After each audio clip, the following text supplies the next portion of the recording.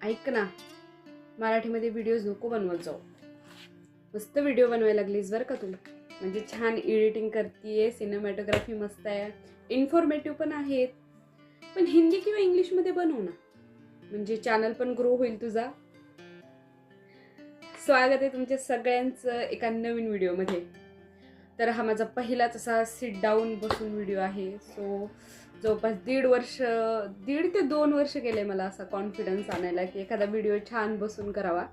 पण आज विषयच असा आहे की मला वाटलं की बसून थोडंसं बोलावं. तर हे होते काही सजेशन्स जे मला माझी क्लोज फॅमिली, माझं जे 1% लोकांचं सर्कल आहे, क्लोज फॅमिली फ्रेंड्स, जे मला नावं ठेवत नाही की मी यूट्यूब व्हिडिओज बनवते त्यामुळं, तर त्यांनी दिलेले आहेत. आणि त्यासोबतच माझ्या बऱ्याचशा व्हिडिओजवरती पण कमेंट आलेले आहेत की मेक व्हिडिओज इन हिंदी और इन इंग्लिश. तर आज मी तुम्हाला सांगणार आहे की मी मराठीमध्ये व्हिडिओज का बनवते. तर हा व्हिडिओ शेवटपर्यंत पहा. व्हिडिओ खूप छोटा असणार आहे, त्यामुळे बिलकुलसुद्धा म्हणजे जास्त लांबट लावणार नाही आहे, मी थोडक्यातच सांगणार आहे.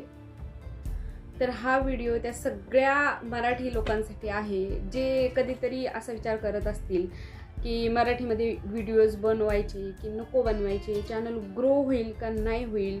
म्हणजे भाषा एखाद्या डिजिटल क्रिएटरसाठी खूप इम्पॉर्टंट आहे, मला ही गोष्ट मान्य आहे. आणि खरंच मी पण असा विचार केला होता एकेवेळी की मी मराठीमध्ये कॉन्टेंट बनवलं तर माझं चॅनल ग्रो होणार नाही, आणि मग मी हिंदीमध्ये व्हिडिओज बनवायला सुरू केले होते.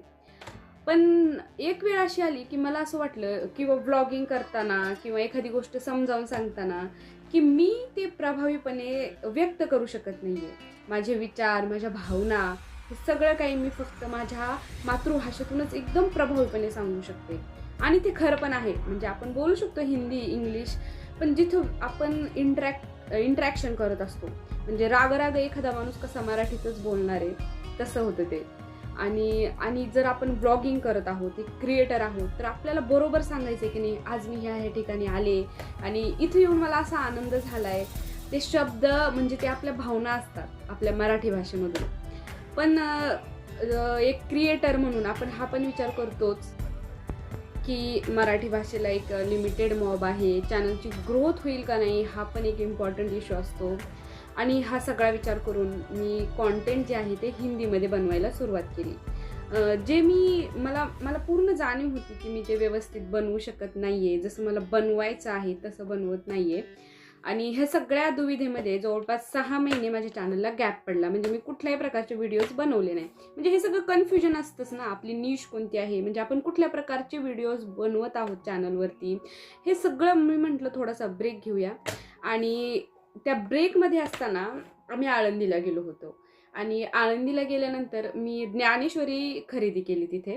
कारण मी लहानपणी ज्ञानेश्वरी वाचलेली आहेच, पण परत म्हटलं की आपण चला 1-2 दिवसाला एखादा अध्याय अशा प्रकारे फक्त वाचूया. आणि खरंच ज्ञानेश्वरी घरी आणल्यानंतर मी ती वाचायला सुरुवात केली.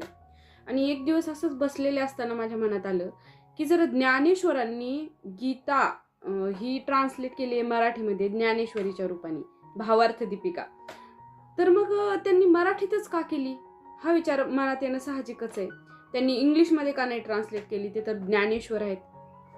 कारण की ते जे ज्ञान आहे, जे गीतेमधलं ज्ञान सर्वसामान्य मराठी माणसापर्यंत पोहोचण्यासाठी मराठी हे भाषा माध्यम आहे. आणि म्हणून त्यांनी मराठीमध्ये ती ज्ञानेश्वरी ट्रान्सलेट केली, म्हणजे ज्ञानेश्वरी लिहिली आहे मराठीमध्ये. आणि ह्या गोष्टीने मला इतकं इन्स्पायर केलं की आपल्याकडं जे काही आहे आपण ते आपल्या भाषेमध्ये आपल्या लोकांपर्यंत पोहोचायला पाहिजे. म्हणजे आता आपण कुठेही फिरलो, जगाच्या पाठीवर कुठेही जाऊ, मी मराठीच राहणार आहे. मी थोडीच हिंदी किंवा मी दुसऱ्या कुठल्या याची होणार आहे नाही. आणि मी ते सगळं मराठीमध्येच सांगू शकते ना. आणि माझा जो चॅनल आहे तो म्हणजे व्लॉगिंग, ट्रॅव्हल व्लॉगिंग, मी कुठं कुठं फिरते, कुठे कुठे अशी ठिकाणं आहेत जे अनएक्सप्लोर्ड आहेत, जिथं कधी कुणी गेलेलं नाही आहे, किंवा माहितीपूर्ण व्हिडिओज मी माझ्या चॅनलवरती नेहमी टाकत असते. आणि त्याच्यासाठी मला व्यवस्थित व्यक्त होणं खूप गरजेचं आहे आणि होतं. सो त्या गोष्टीपासून इन्स्पायर्ड होऊन मी ठरवलं की मी माझं चॅनल ग्रो होऊ किंवा न होऊ, पण मी जे काही क्रिएट करणार आहे डिजिटली, ते सगळं काही मी माझ्या भाषेतूनच क्रिएट करणार, मराठीतूनच क्रिएट करणार.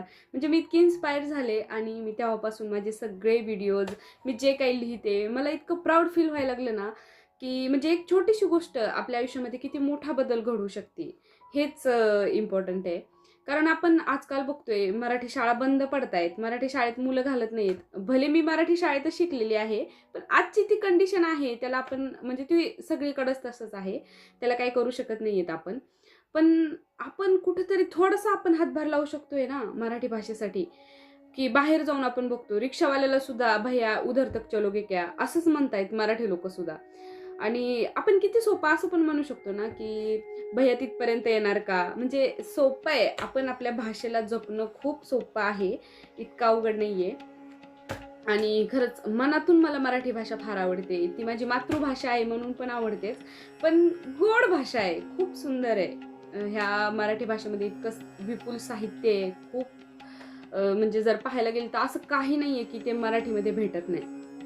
सो मी माझे सगळे व्हिडिओज, माझं जे काही मी क्रिएट करणार आहे ते सगळं आता ठरवलेलं आहे की मी मराठीतूनच करणार आहे. भले मग मी जगाच्या पाठीवर कुठेही जाऊ, कुठलंही ठिकाण पाहायला जाऊ, मी ते सगळं माझ्या भाषेतूनच माझ्या लोकांपर्यंत पोहोचायचा प्रयत्न करणार आहे. आणि माझ्या चॅनलला नक्की सपोर्ट करा, कारण मराठी लोकांनी सपोर्ट करायचा असतो असं म्हणतात. आणि आपण जे काही क्रिएट करतोय त्याला भाषेचं बंधन नसतं, इम्पॉर्टंट असतं की तुम्हाला काय सांगायचंय, मग ते कुठल्याही भाषेमध्ये असू देत, तेच महत्त्वाचं असतं. तर हा व्हिडिओ पूर्ण पाहिल्याबद्दल खरंच धन्यवाद. जर तुम्हाला ट्रॅव्हल आवडत असेल किंवा इन्फॉर्मेटिव्ह व्हिडिओज आवडत असतील तर आपल्या चॅनलवरती आहेत, आपण पहा. आणि इथून पुढे सुद्धा खूप व्हिडिओज येणार आहेत. मी भरपूर आता मनावर घेतलेलं आहे की क्रिएट करायचे व्हिडिओज. सो भेटूया आपण पुढच्या व्हिडिओमध्ये. व्हिडिओ पूर्ण पाहिल्याबद्दल धन्यवाद.